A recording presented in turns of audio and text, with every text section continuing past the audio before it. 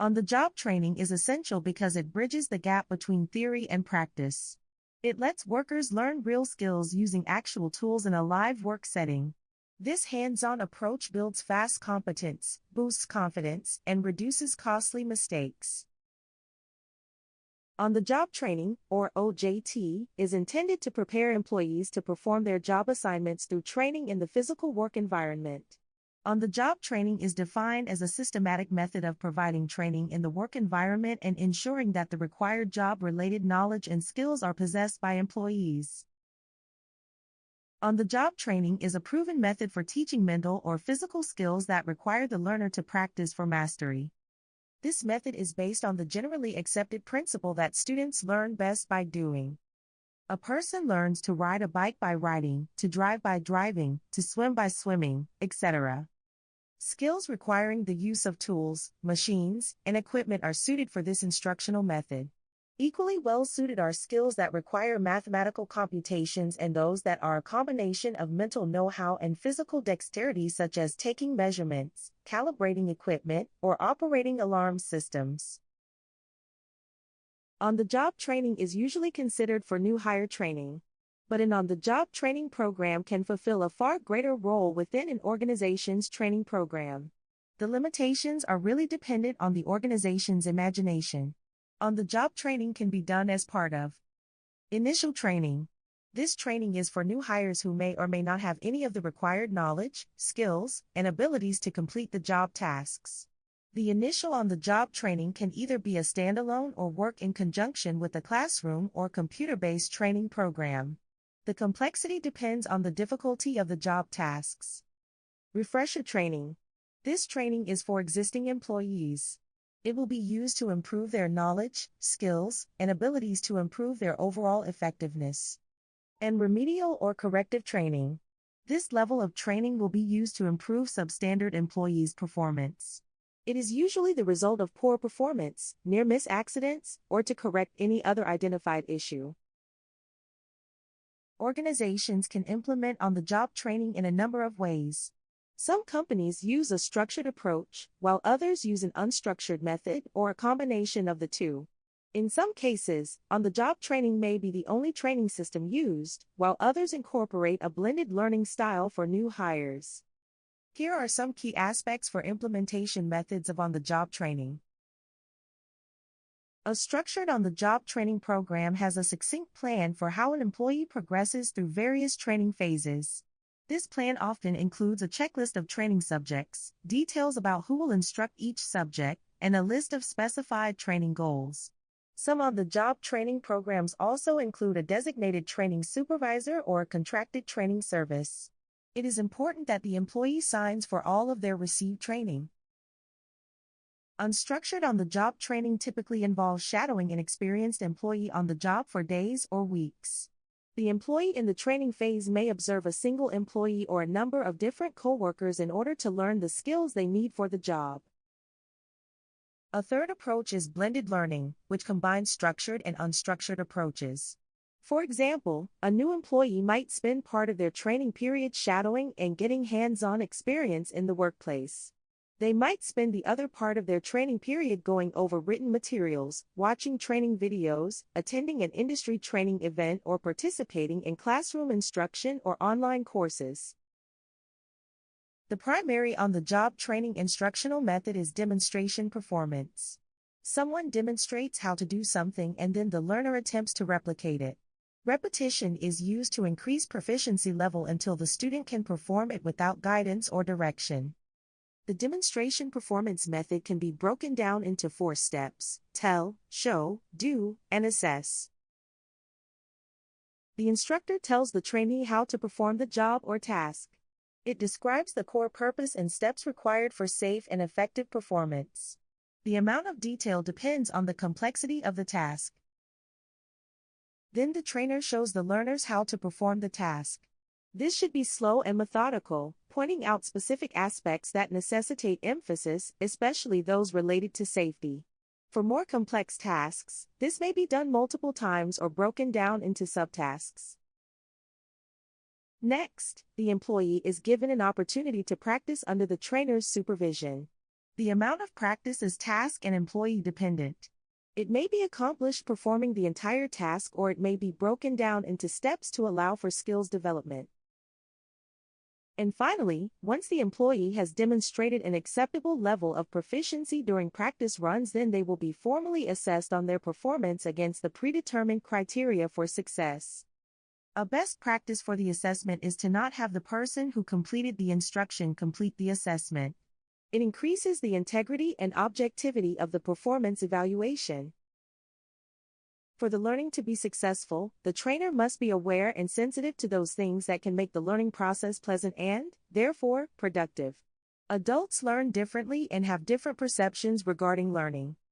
Special considerations must be given to ensure adults are motivated and are placed in the correct environment to facilitate the learning process. As a general rule, adults learn best if the training is directly related to something that they have a personal interest in, relates to a task or a job they perform, or if the training includes doing an activity or solving a problem similar to that which they experience in their daily routine. Adults generally will learn only what they feel they need to learn. Focus on practical work experience. So, relate the training to the job tasks and responsibilities of the adult learner. Adults learn best by doing. Greater retention is ensured if the training involves performing an action as part of the training. And adults will learn faster if actual work problems are used. The transfer of learning is quicker when the training program incorporates true work problems as training tools, and practical solutions to those problems are worked out as part of the training process. To conduct effective, meaningful training, thorough preparation is essential. Well-prepared trainers are ready to participate, and their facilities, equipment, and materials are ready to use. Preparation also allows the trainer to collect and review the appropriate training material for availability and currency. Steps include: review the task. The trainer should review the task to ensure that he or she understands the requirements of the task thoroughly. Trainers themselves must be able to perform the task accurately before trying to teach others. A good reference for preparation is to review of the on-the-job training guide. All the items listed in the guide should be understood clearly by the on-the-job training trainer so that the training meets the needs of the employee and the organization. Another preparation step is to ensure prerequisites are met. Prerequisites identify the necessary training that must be completed prior to training the task identified. Training is organized by course developers to ensure that employees master simple tasks before attempting more complicated ones. Before someone can drive a car, for example, they must know the rules of the road. This preliminary training assures that the employee possesses the necessary knowledge and skills to successfully perform the task being trained.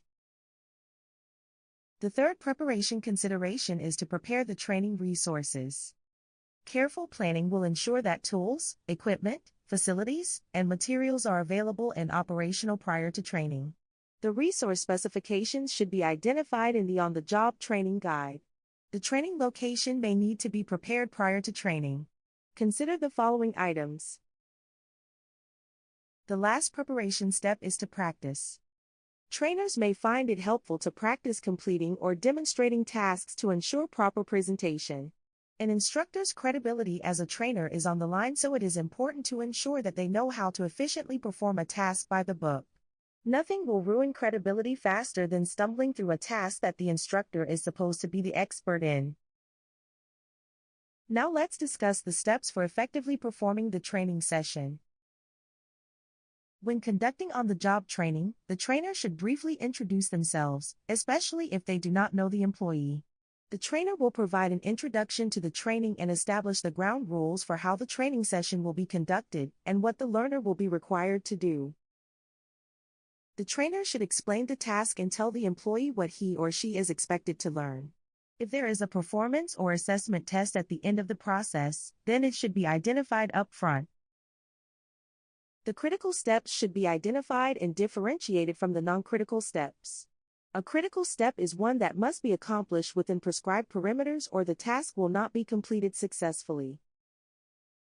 Safety must be stressed and reinforced throughout the training. If the employee does something that is unsafe or an unsafe condition presents itself, the training should be immediately stopped and the condition corrected.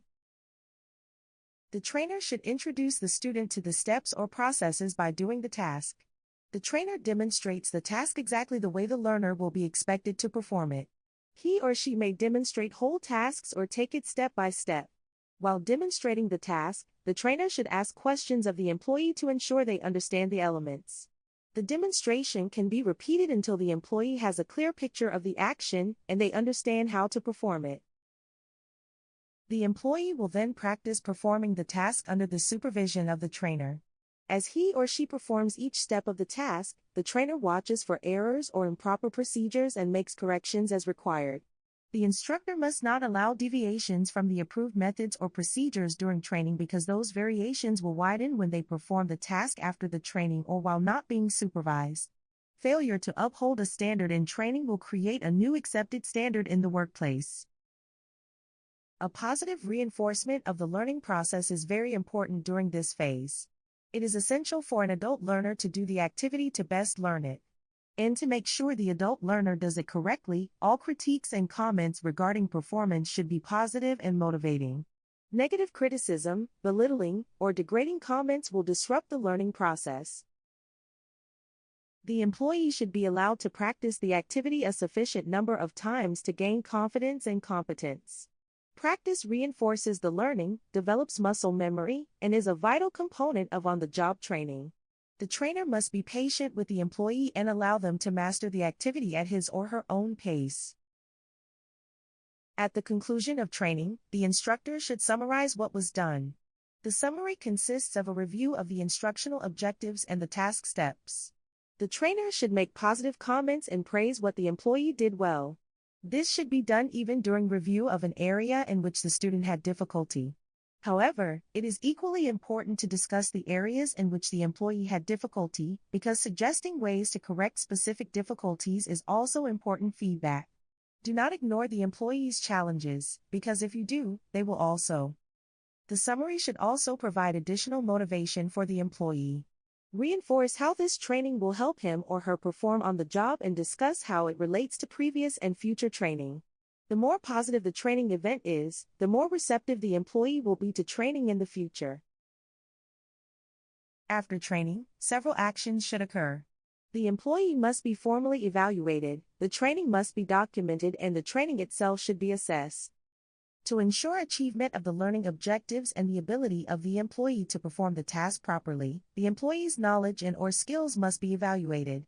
This is done through knowledge or performance tests. Because on-the-job training is normally done to influence employees' ability to do a work task, a performance testing is used more often to assess skills. This is the responsibility of the on-the-job training evaluator. The structure of organizations on the job training program will identify who the evaluator is. At some organizations, the trainer may also be the evaluator. Others may have a supervisor or performance assurance conduct the evaluation. If the evaluator is a separate individual, the trainer should coordinate the training schedule with the evaluator. The time gap between training and evaluation should be as little as possible, unless the employee will need time to practice the skill independently. It is also important to understand how the evaluations are performed to ensure consistency between the training and the evaluation. Discussing the performance test with the evaluator will ensure that this consistency exists. Post-training consideration includes the types of performance tests. A performance test is a practical demonstration by an employee of the required knowledge and skills to perform a task that is evaluated by a qualified evaluator. The performance test can be conducted using one of the following 4 techniques. Perform.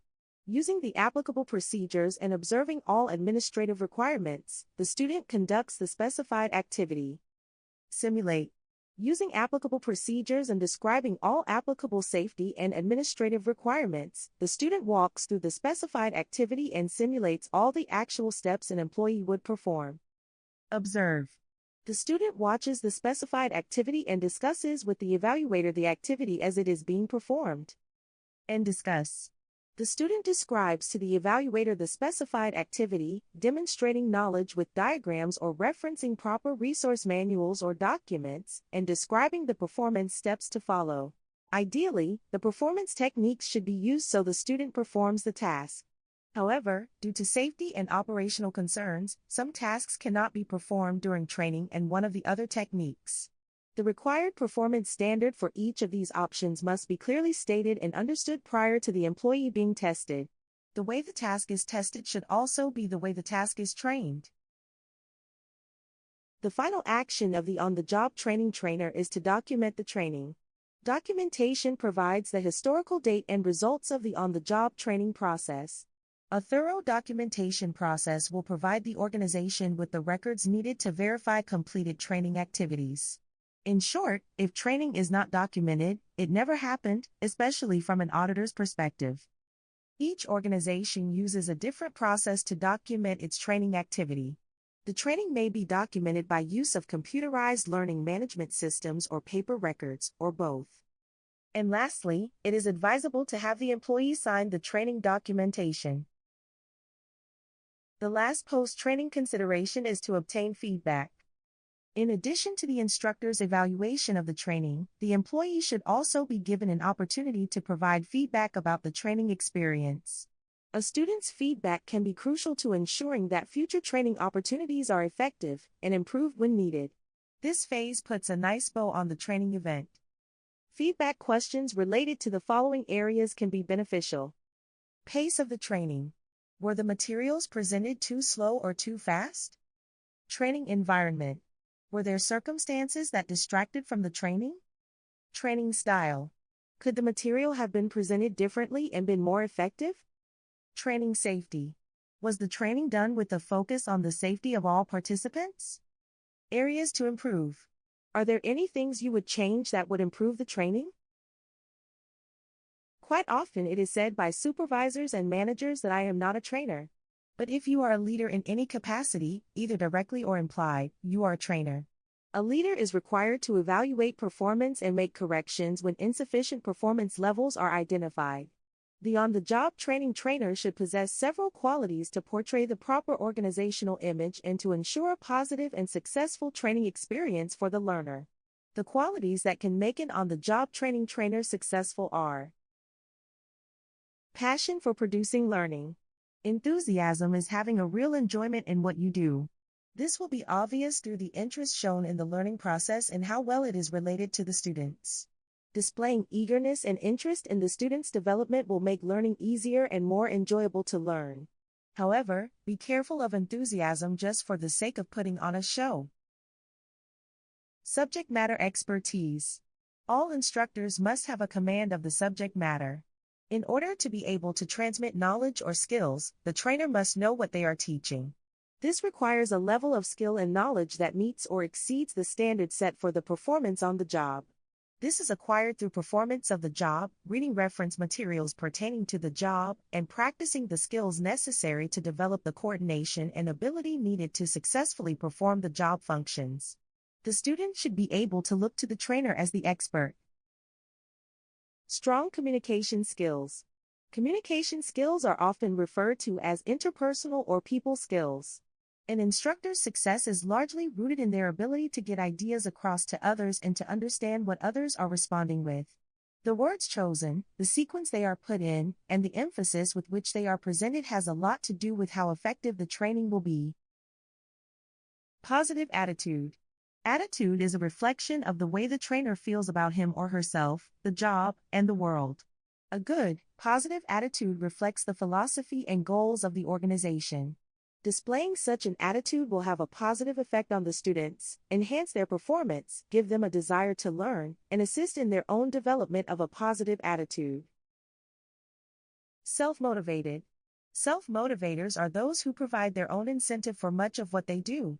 This is noticed in their lively, energetic enthusiasm and can be contagious to others. Generally, employees will pick up on the instructor's enthusiasm and begin to perform with more energy and involvement. Counselor and advisor. An instructor is both a counselor and advisor and more to the employee. The student expects the trainer's instruction and support. They need feedback on their performance. They want to know what progress they have made and what they need to work. The trainer can help them by giving them direction and suggestions on performing their job correctly. High standards must be held, but they must be realistic at the same time. Be fair and objective when assessing performance. Commend them on their strengths and help them improve on their weaknesses. Credibility. An instructor's credibility depends on consistently being on time, maintaining a positive attitude, being a dependable team worker, and always setting an example for others. Be the standard bearer for employees to follow. And maintain a professional appearance. The trainer's appearance sets the standard for the trainee. It also affects the way others view the instructor. The trainer's dress and personal cleanliness should always meet or exceed the standard for the job. Additionally, wearing personal protective equipment properly sets the example. On-the-job training places learners directly in the workplace to gain real skills. However, OJT faces major hurdles like time limits, uneven trainer quality, and disrupted daily work. Without a clear plan, training often becomes rushed and inconsistent. Here are some of the challenges that may be faced. Some common OJT obstacles for organizations include inconsistent quality. Training depends heavily on who is teaching. Not all good workers are good teachers. Time and productivity loss. Mentors must step away from regular tasks, slowing down team output. No formal plan. Random tasks replace structured learning, leaving gaps in skills. And risk of errors. Mistakes by trainees can hurt operations, safety, or clients. And there are common OJT obstacles for trainees that can include vague expectations. Unclear instructions make it hard to know what success looks like. Information overload. Learning fast in a loud or busy workplace causes mental fatigue. And fear of mistakes. Worrying that small errors bring harsh criticism. On-the-job training provides real-time, practical learning in the actual workspace. Its core value is bridging theory and practice, allowing trainees to earn while they learn, build confidence, and helping companies cut external training costs while boosting employee retention. We hope you found this training video valuable. Please give us a like and click the subscribe button to access additional FSTG training videos.